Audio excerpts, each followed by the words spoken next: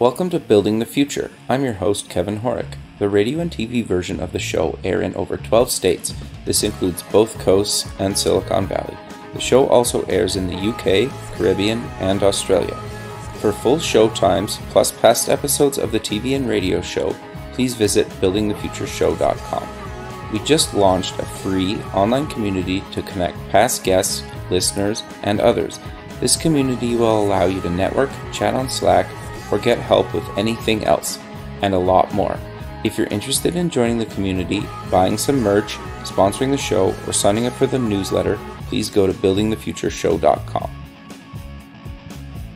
I want to invite all of you in the Building the Future community to join me at SUPEX, the Startup Expo in Fort Lauderdale, Florida, this July 26th, where I'll be the MC. SUPEX is one of the largest and best startup conferences in the US and the official gathering of the Building the Future community this summer. SUPEX has cutting-edge content, a cool startup competition, and a half-day forum this year called #WomenForWomen, the largest gathering in the US in 2018 of angel groups, seed funds, and VC funds focused on female founders and female entrepreneurs. For more information, visit www.sup-x.org. I hope to see all my Building the Future friends there. Welcome back to the show. Today we have Alex Vorobieff. He's a business advisor, author, coach, and speaker. Alex, welcome to the show. Thanks for having me, Kevin. Yeah, I'm excited to have you on the show. I think what you're doing is kind of interesting and very kind of intuitive, and I think a lot of people listening to the show, you know, could really benefit from kind of your experience on this stuff. But maybe before we kind of get into all that fun stuff, let's get to know you a little bit better and start off with where you grew up. Sure. I grew up in Southern California. I was born in Hollywood, California, and was Nice. raised in Orange County, California. Okay, so obviously it's interesting talking to somebody that's kind of born and raised in California, because I think a lot of people were not born there. They end up moving there at some point in their life. But it's cool, right, when you kind of meet somebody that was born and raised there to kind of get their full thoughts on some things. So walk me through kind of your journey. You went to kind of university. You've been for a handful of different things. What did you take in university, and what got you passionate about those things? Sure. Well, I went to university at the University of Southern California. Okay. And I always wanted to go into business. I didn't know what. And I was going to school during a recession in the early 90s. Okay. So really dating myself. Oh, it's all good. And I wanted to get a job. That was kind of my number one priority of going to school, is I wanted to get a job. I like numbers. And at the time they were hiring in the accounting world. And there was a really good, the USC accounting school within the business school was a good school and placed most of their students in good jobs. So that's the direction I went, and it worked out differently than I thought, but it worked out really well because it gave me a good solid foundation to understand financial statements and how they interact and how a balance sheet works and how it works with a statement of cash flows and income statement that I've used throughout my career. Sure. I think having a background in finance, no matter kind of what you do in life, whether you start your own business or just work your whole career, I think understanding that is always beneficial, right? I think, sure, being able to understand the reports on how a business is doing, that's helpful. What I think it's even on a deeper level, the critical skill of understanding how a system works. Sure. To me, it's almost similar to how chemistry works in terms of, you have a reaction, you should be able to track it on the other side. When you have that sort of thought process and discipline, you can translate it to other things. And I've encouraged my daughter to study things that at least give her the discipline to understand how a system works, because you can always take that to other things. Sure. And I found that with accounting, that if you can understand how something flows within the dynamics of it, it's easier to do it in other things once you've cracked the code in one of them. Hmm. That's actually quite fascinating. Yeah, that's actually really good advice. I never really kind of thought of it like that, but it makes a lot of sense, right? Because once you learn that one kind of skill, you can very much transfer that along. No, that makes a lot of sense. So you obviously get out of university, you've done a ton of stuff. Do you maybe kind of want to walk us through, your career up until kind of what you're doing now and maybe some career highlights? Sure, sure. So I came out of school in the mid 90s, 94, and real estate had been was going through a workout stage after the recession, and I got a number of job offers. One of them was to go work for the biggest, I think they were the biggest accounting firm, Arthur Andersen at the time. Okay. And they sent me to their training facility, and they were pretty amazing, and they thought a lot about themselves. But something just kind of, I don't know, it just kind of rubbed me the wrong way. They had sort of a little bit of an arrogant sense. And so I decided not to go with Arthur Andersen. Okay. And I decided to go the other side of the spectrum, where it was a firm that wasn't in the big six, but it was just on the outside. It's called Kenneth Leventhal, and they focused just on real estate. And so it was kind of counterintuitive to go into the industry that was struggling at the time, but they were just they liked to figure things out, and I read some books about where they were mentioned in there and how they did workouts of big developers, and they try to figure things out. And what clinched it for me was one of the recruiting things. One of their partners literally reminded me of Johnny Carson. Okay, interesting. Which the listeners know about. Short guy, white hair, chain smoker, dry sense of humor, and this one partner comes in and basically was Johnny Carson, looked like him, spoke like him, cracked jokes like him, and talked about we work hard and we figure things out, and well, I think everyone's going to want to work for these guys. And so that's where I went to work, and we were doing the workout of the savings and loans at the time, the RTC Resolution Trust Corporation, which really literally got a box of documents from these failed savings and loans, and we had to figure out what the loans were worth. Okay, interesting. And what the assets were worth, and we're packaging off sell. So it was a really good sense of learning what the inherent economic value of something was from the evidence. And you had to piece things together. And that was something that I used a lot later in my career in lots of different industries. Like, what's it worth? What's this box of whatever worth? And we also were doing developer workouts and taking, spreadsheets were in the early days, but we were building spreadsheets and trying to figure out what things were worth, what horse racetracks were worth, what if we converted them. So it was always sort of interesting in figuring things out. And that was 2 years of all kinds of cleanup projects. But I realized I didn't want to really be an accountant per se. And so I did my 2 years, and I got my CPA certificate, certified public accountant certificate. And I left about a month after my 2 years were up, and one of my managers from Kenneth Leventhal, we've been acquired by Ernst & Young during that period, and which really was great because we got good training from that. Okay. And the partners got their lifetime pensions paid for, so that's why they sold out. So it was good for both of us.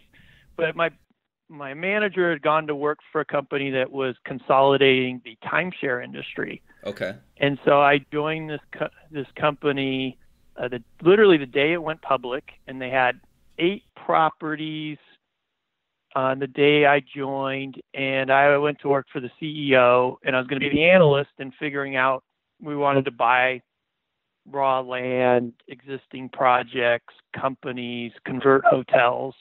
And that was a fun couple of years of going around all over the place and buying land, buying companies. We converted a huge hotel in Hawaii into timeshare.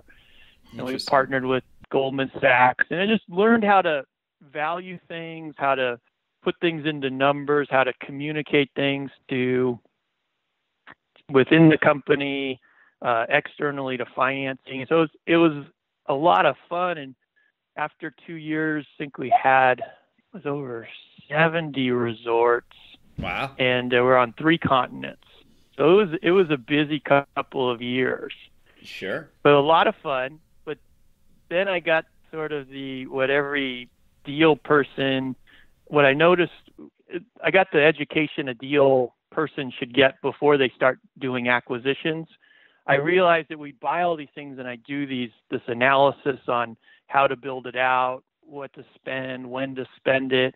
And timeshare is very capital intensive and it takes a long time. Sure. But we'd hand it off to our operations component, which was actually on the East Coast, and we were on the West Coast. And I realized they didn't even look at the plans. Okay. They didn't look at this stuff. They just kind of went off and did it. And so a lot of the projects weren't working very well.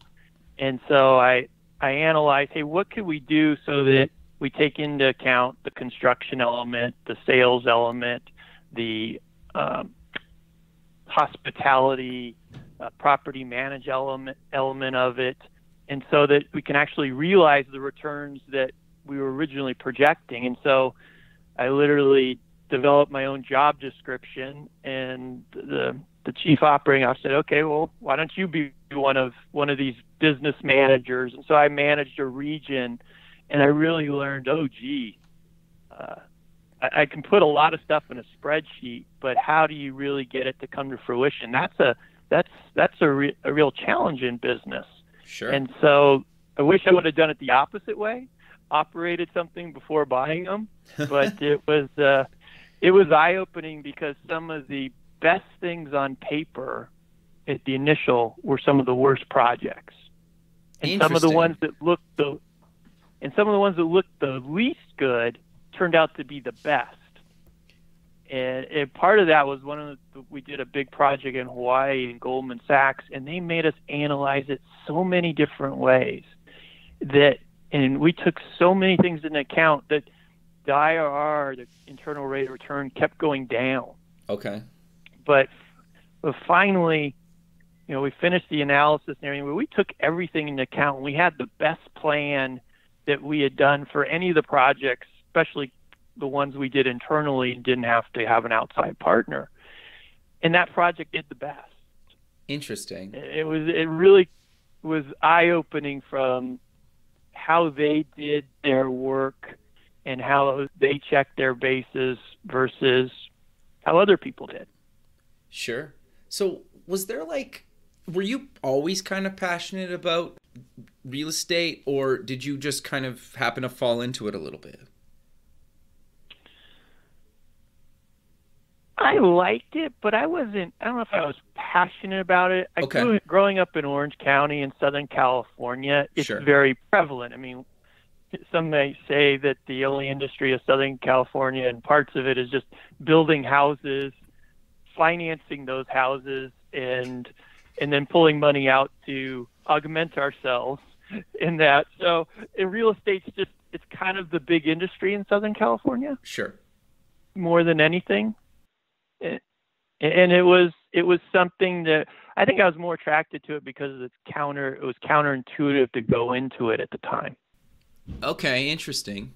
Sure. No, that's quite fascinating. So walk me through your journey into kind of going off on your own and becoming, you're doing your own thing. Like, what made you decide to kind of, by the sounds of it, like a pretty good job that you could have, or industry that you could have probably, stayed in for the rest of your life? Sure. The company, the timeshare company, it was dysfunctional. Okay. It was frustrating to do anything. And it was getting to the point where when I went to work in the operations side, I worked for a guy who taught me a lot. Okay. And he was one of the great leaders, and he wasn't from Harvard Business School. He was just he really understood human nature. Okay. And he understood how to lead people, and he taught me a ton. Okay. So we were one part of we were on the west coast of the company, and it was on 3 continents, and it was starting to struggle. Okay. And we were one of the first ones to have a securitization fail, kind of like the mortgage securitization failed in 2007. Gotcha. Sure. So I could see the writing on the wall that there was going to be issues, and I had done a joint venture to create a golf management company, and for the timeshare company, and the guy we did it, who had a golf course, I had negotiated a deal, and he had a telecom company. Okay. That was building out the last mile at the time, and so we just got to talking, and he said, "Hey, why don't you help me with my telecom company and help me on the structure it and the finances?" And that, I felt like I had a chance to work with a company that hadn't grown to $1 billion and was dysfunctional. Okay. And that got me, I always wanted to build companies and be part of something that worked well. I was just always attracted to that. Okay. And so I went to work for this company is building out the telecom, and that was interesting because I got from the ground floor. It was a decent sized company, but we had to get our financials audited. I needed to get debt financing. We wanted to raise equity, and we wanted to put in a new accounting system and a front end system. So we went and did all those things, and so I got to do it and lead it myself, which was rewarding. Sure. It just, the telecom industry ended up crashing. So that's what led me to looking for my own opportunities, was that the owner's like, "Hey, well, this he was a wise guy, a wise man. He just said, 'This too shall pass.'" And he loved to play golf, and he's like, "We'll just play more golf." I'm like, "Yeah, I don't know. I just feel at this point in my life I shouldn't be playing more golf." And I was trying to save money for the company, and I got down to where I was unplugging the soda machine to save money. Wow. Unplug it at night. I just was running out of things to do. Sure. And one of my friends needed help on cleaning up another company. I said, "Well, why don't I just do this why don't I do part-time with the telecom company on this other one?" And that's how I got started back in 2003 in terms of cleaning up companies and working with them. It was just from the fact that I just didn't want to play golf and pull the plug on the soda machine at night. I wanted projects that were interesting, and that's what got me going in it. Sure. So you kind of just touched on it, and you wrote a book called Transform Your Company, Escape Frustration, Align Your Business, and Get Your Life Back. What exactly, well, I think that pretty much sums it up, but like, what exactly do you kind of cover in the book, and how do you work with companies, to actually make them better? Well, when I left 2003, inevitably with my background as a CPA and CFO, I'd go and clean up companies. Okay. And there's lots of projects. But what I found was I was cleaning up symptoms, because it was almost like going to the overgrown backyard saying, "Okay, things are overgrown. We got to cut this. We got to trim this. We got to bring in some heavy machinery and clean this out." And you could do that, but inevitably it would grow back. Interesting. And it would. And a lot of times where I would do my financial work, and the owner, the leader of the company say, "Hey, all right, we got the numbers. We can see where we're losing money, where we're making money, what we need to cut, what we need to invest in. Why don't you help us take the company to the next level?" And it evidently kind of run.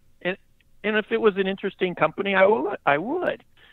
But so often we'd run into these roadblocks within the company of trying to get the company really moving and growing, and then we'd get frustrated. Sure. And over time, I was like, okay, what is this? Why are these companies getting stuck? why aren't we able to grow like you see all these ones on the cover of Forbes and Business totally. Week? Why can't we do that? And so, and when I went to business school, and we covered big company stuff, and we covered disruptive startups, but we never covered, okay, you got a mid-sized company and it's stuck. What do you do? Sure. And why is it stuck? So that's what led to the book. Is I saw that there was tools out there to help get companies. What I noticed was a lot of times we weren't on the same page, just between the owner and the leadership team. Maybe there's a disagreement on, what do we need to do to be successful? What's the most important thing in the company? Who's responsible for what? There was unanswered questions. Okay. A lot of times there's kind of assumed answers. It's like I'd come across things like the E-Myth, the Great Game of Business, EOS, which is also called Traction, or the Entrepreneurial Operating System, and eventually I came across Scaling Up Gazelles. I'm like, and I would recommend them, and sometimes they work great, and sometimes they didn't. Okay. But when I would recommend them to people, they were like, well, what are they? I mean, what are these things? Are they planning systems? Are they management systems? Both of them kind of turn people off from a standpoint of, I don't want a management system. But sure. What they really were questions, a set of important questions that when you answer them, it helps align people's actions. And so the original concept I'm writing the book, and what a big part of it's about, is what these systems do, and I call them business alignment systems. They help you answer a series of questions so that people can make smaller decisions in alignment with them. Okay, interesting. And then it kind of goes from the deep inside the company, its core, its mission, it might be its purpose. Oftentimes it's its core value, and moving up to the strategy level, which I call survival. How's the company going to survive? To human power, which you can call human resources, but how are you going to attract the best? How are you going to retain them? How are you going to compensate them? To how are you going to track things at the feedback level of a company, sure. which includes information systems. And then finally to the front lines, what type of things are we doing? What are our people doing to provide value to our customers? How do we interact with our suppliers out on the front lines of the business? So the book gives a map on how to improve your business and how best to go about it. Sure. Because most times people start at that front line level because that's where the problem's visible. Okay. We're having trouble getting our product on time to our customers. Well, let's just focus on that. Okay. Well, we got a bunch of different kinds of products and variations because we have a bunch of different types of customers. Sure. So if you step back and go deeper within the company, which is counterintuitive, and answer some big questions like, hey, who's our core customer? Okay. And what are we trying to provide them? That makes those decisions on the front lines a lot easier. Sure. Because maybe we don't want to serve 7 different markets. Maybe we want to serve 1 or 2. But unless you've answered that question, people are trying to, our instinct is, hey, if there's fires on the front line, let's put them out. Sure. But that's like a bandage solution, fair to say? It's a bandage solution, and that's what leads to the frustration. Because it's the natural thing to do. The phone's ringing, the customer's mad. Okay, let's make them less mad and throw a Band-Aid on it because we have other fires to do. Sure. And it's counterintuitive to say, hey, let's step back for a day and let's talk about why does this company exist? Okay. And how do we expect people to behave in this company? And when you don't do that, you're really subject to how are things going on the front lines of the business. Right. Interesting. So you have a chapter in the book called Confront Reality. How do you, as I think that's probably the hardest thing for companies to kind of come to terms with, good and bad, right? When you're kind of bringing up here's the things you guys do really well, and here's the things that you need work on. Like, how do you kind of bridge that gap? Because I think getting people on just to confront that is probably, at least in my experience, probably the hardest thing. Is that a fair statement to say? It is. That chapter wasn't in my original concept on writing the book. Okay. It came from the fact of my experiences seeing the same system work great in one company and not in another. Okay. And talking with other implementers of these systems, that sometimes they work great and sometimes they didn't. When we dissected them, it came to this realization: geez, all these systems help you kind of figure out what you want to do, what the expected outcomes are, who's responsible for what. But inevitably, you try the plan and it doesn't work at first. All the systems require you to look at what happens and decide, okay, what do we need to change? Okay. Is it our process? Is it our product? Is it our people? It requires you to do that. And all these systems assume the leader has that capability. And I realized, the evidence shows that's not the normal case. And what I found after I finished the book, we're actually wired not to have a good relationship with feedback. Our brains move so fast, we only want evidence that confirms our belief system. Because we're naturally in a hurry. So when we see, hey, your technique for survival doesn't work very well, well, it must be some other reason. Let's try it again. Let's do it faster. Let's do it harder, instead of, let's think about it. And we're just wired not to have this. I don't know if you've seen any of Jim Collins' work, Good to Great. Yeah, totally. Built to Last. And he talks about that level 5 leader. It's kind of mysterious, but if you boil it down, those leaders were at a humble state, would look at what was going on, try to find what was working and do more of that. If something wasn't working, they try to address it, or, hey, we're going to get out of that business. If it's just a bad business, we'll sell the mills. Sure. And it's an underlying theme, but it's rare because I think we're just not predisposed to have that sort of ability to confront reality.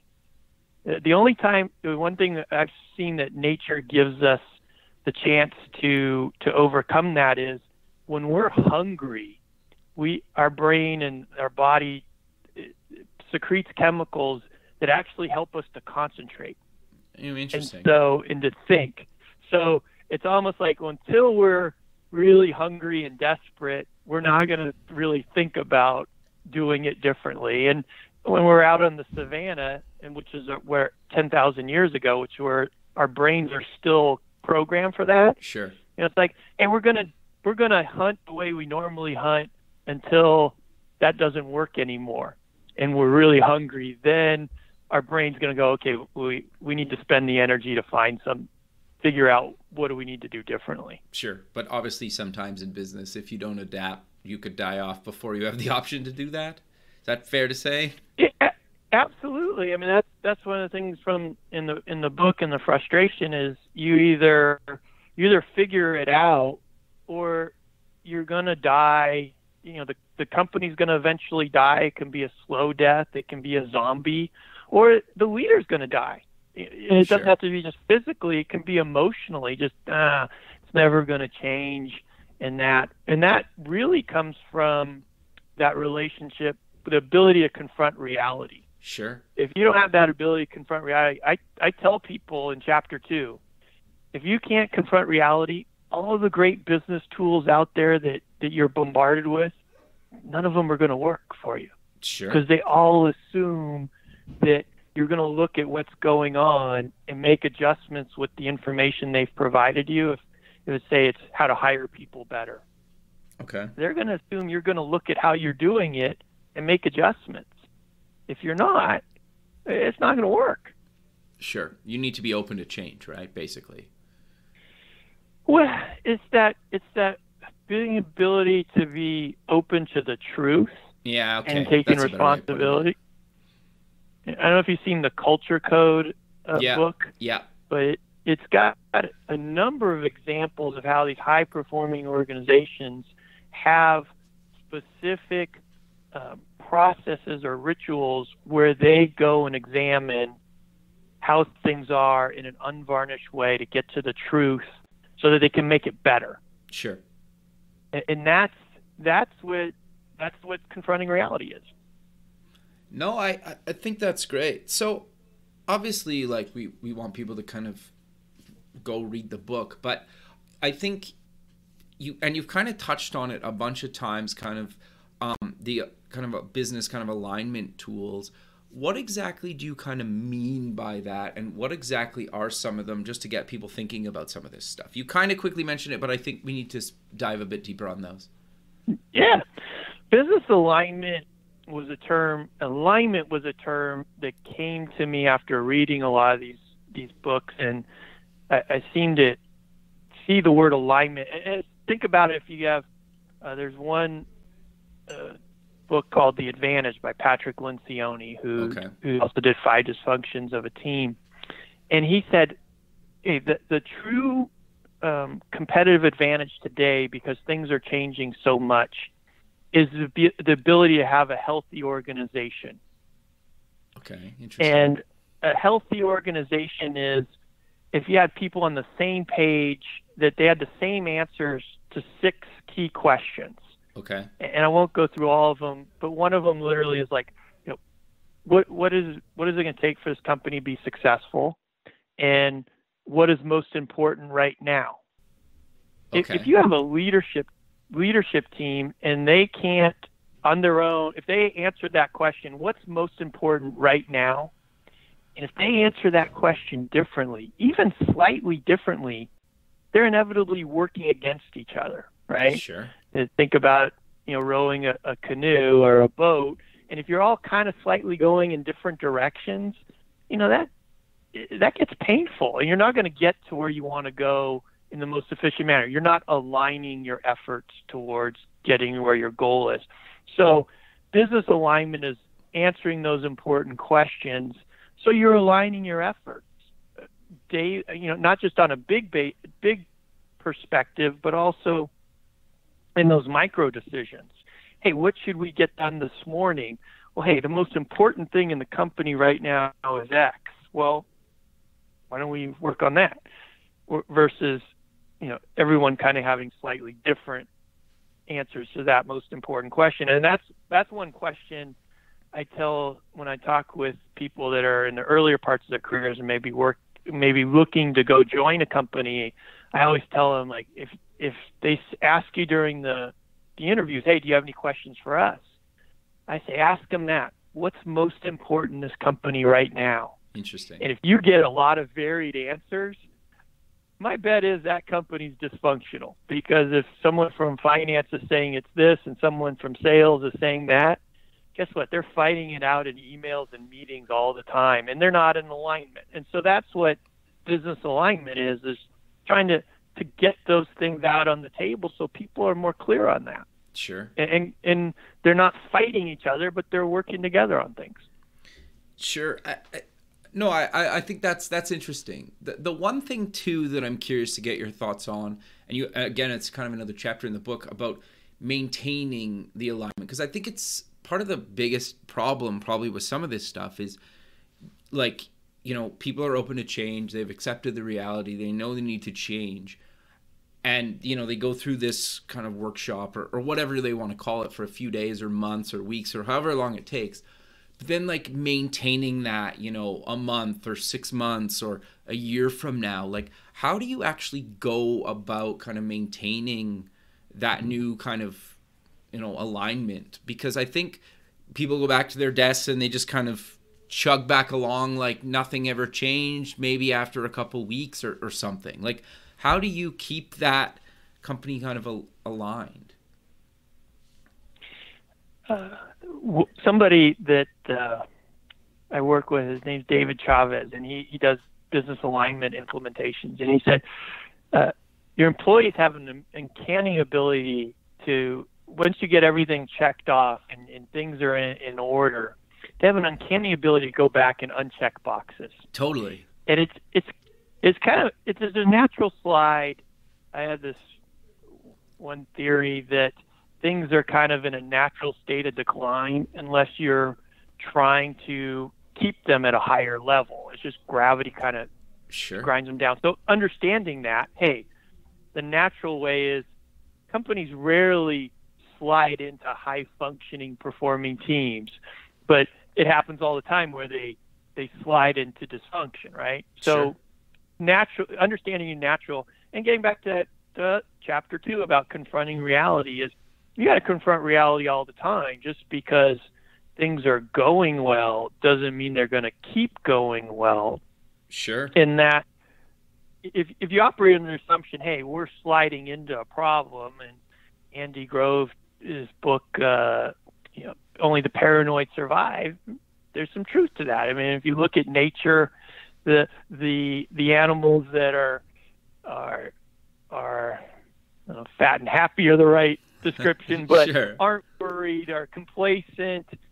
Those are the ones that tend to get picked off versus the ones like, hey, just constantly checking their assumptions. And again, it gets back to a neuroscience thing too. From a brain standpoint, the brain doesn't want to spend a lot of energy on things it doesn't feel it needs to. Sure. But reminding it, hey, let's spend some energy. Let's look at some things, and scheduling things. When you schedule things out, hey, is it once a quarter? Is it twice a year? We're going to have some time where we can step back, use our brains to assess whether or not we're maintaining the alignment, to question things. Hey, is the most important thing right now still this, or for our company to survive today is a lot different? In one of your shows, you guys were talking about BlackBerry. Things changed in that space. And if they don't, and there's a great book on it. I don't know if you've seen the book, Losing the Signal. No, I haven't seen about the research in motion in BlackBerry. Canadians, you guys should all read it. Yeah, fair. Your last guess was from Waterloo. Yeah, right there. Yeah.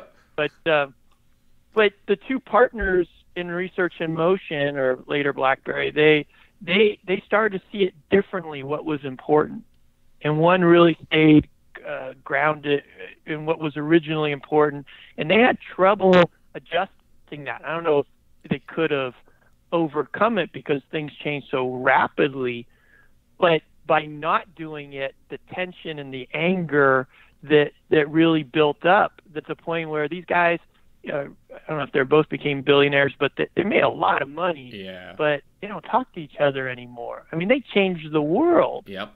Well, and it gets to that it built up such emotion and anger that it really tainted it.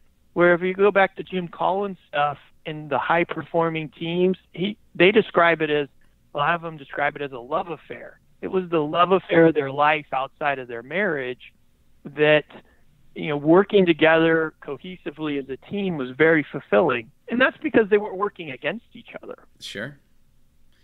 Yeah.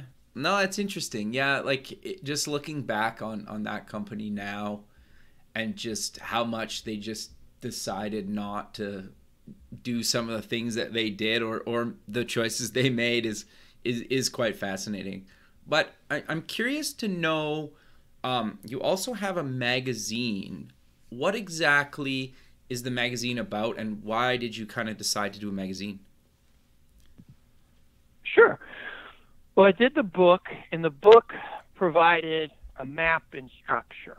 Okay. And I relayed stories in there and tried to make it how to apply it in the real world. But obviously I couldn't cover everything. Sure. And what I found was, and I talk about the different types of tools, not only the alignment tools, but what I call bolt-on tools, which are things that focus on one aspect of the company, say its purpose, and like Simon Sinek's Start With Why, or how to hire people better using things like top grading, or how to improve your operations by using checklists or lean operations.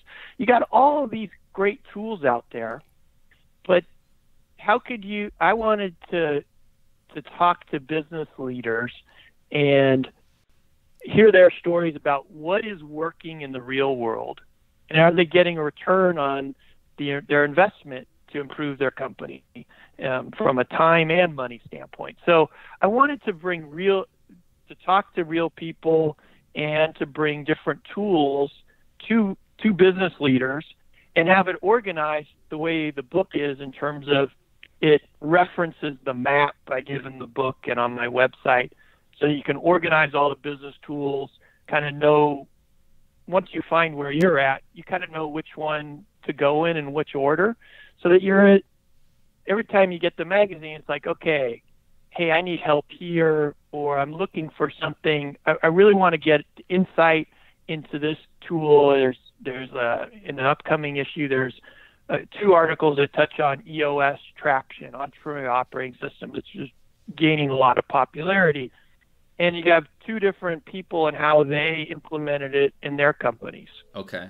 And you get a sense of, instead of just hearing from the consultant trying to explain it to you, hey, let's hear from the person who actually did it, and are they getting a return on their investment? So that's what the magazine's doing, is bringing stories to life from that standpoint. And I found while I was doing the interviews and doing the magazine, the magazine's coming out in May.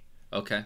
And I'll offer all your listeners a free copy at confidentroi.com. They can register for it. But I found when I was writing the articles and listening to the stories, like, how am I going to convey this emotion? And it's really there when people are at these challenging moments. And that's why I decided to make a podcast as well with the same title, Confident ROI. Sure. That talks to business leaders to hear their stories about what's working and not working, so that other people can avoid the pain, or at least know about it beforehand, because some of these things are painful to implement. Yeah. No, that's actually quite interesting. I also think, too, sometimes it's hard for people to understand if it's not in their industry, right? Or it's not kind of related to the problem that they're trying to solve, right? Even if it's kind of similar, I find sometimes some people just can't put the 2 together, right? And I don't mean that mean, it's just we all think differently, right? But if they, like you said, if they can kind of see somebody that's done it kind of exactly what they need and hear kind of the pros and cons and how it went, I think that's a lot more useful to somebody than, like you said, somebody just saying, like, you should do this. It just makes total sense. It's like, well, sometimes people just don't think like that. Have you kind of experienced that as well? Yes. And I've learned that the universal way we learn is through stories. Okay. And hearing what other people do. We're wired to hear stories. Sure. Again, we got those 10,000-year-old brains that we've been telling stories for a long time. Sure. And that's how that we take things that aren't necessarily a one-for-one match, but say, hey, I correlate and I can learn this and apply this in my business. And when the individual's brain makes their own connection and their own, when the light bulb goes off in their own brain, that's totally different than saying, no, this still applies to your company. Sure. When the individual goes, you know what, that applies like this in my company. And the other thing I would say about industry specifics is, when I started working in the early 90s, industries were more traditional, but man, the industries today, they're changing, and they're so nuanced, and there's so many new ones that how can you say it's my industry? I mean, an existing industry today, it's changing so fast. I mean, just take BlackBerry, right? Yeah. I mean, they're in the smartphone industry. Well, boy, that changed quick. Yeah, like Apple basically destroyed them in what, 3 to 5 years? Yeah, I mean, and they had good assumptions. I mean, I switched an iPhone from a BlackBerry, and I switched back. Me too. But eventually, you switched back. Interesting. I switched back to BlackBerry, and but how can you say my industry? Because that's interesting. Industries are changing, and they're changing really fast, And you almost have to learn from other industries, because if your industry hasn't changed, oh boy, you're really ripe for somebody coming and questioning all the assumptions in your industry and upsetting the apple cart pretty quick. Sure. So wait, just so I'm clear, I'm curious now. When did you switch back to BlackBerry? Like since they went Android, or was it before that? No, it was, I got one of the early iPhones. Oh, okay. I see. I got you. It was 2007, and I returned it like within the return period. I returned the iPhone. It just wasn't quite ready for prime time. But sure. Yeah. There's times I've missed the BlackBerry. I miss the ability to push the hot dial like you could have. Yeah, like the scroll wheel, you mean, or the little wheel in the middle, the little ball in the middle, or both? What I loved is like I could make W. I just press W hard and hold W down, and it would call a number I had signed to W. Okay, I love that. Yeah, I love that feature. The physical keyboard. And I love the battery. Yeah, the battery. I had one too. Or like the side scroll wheel was amazing, and then the little like ball that they had in the middle for a while. I know some Android phones had that too, but they did those things really well. And that like keyboard where you could set up like shortcuts, like to call somebody or just type on, was nobody's matched it, my opinion anyway. And it sounds like you feel the same way. It was really, I think it's interesting that the market said, hey, there's no demand for it. But it was just interesting how even for me it's like, well, the ability to have, I love reading books and listening to them. Sure. The ability to have that on the iPhone is like, okay, I'll give up some of those features for that. Yeah. That's where trade-offs and what's the best. I've never, with technology, I still haven't come across the perfect thing. Sure. There's always a pro and con to every device. Totally. Yep.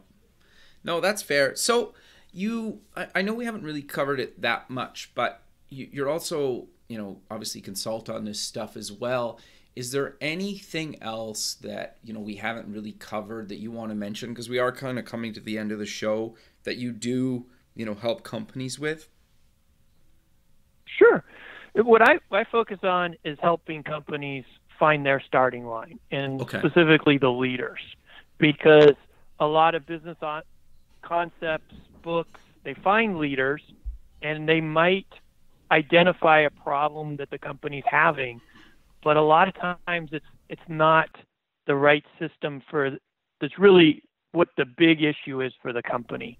Okay. A quick example is was involved with one company that was having a number of issues, but is having trouble on its front lines, just billing its customers, capturing what it was doing and billing it.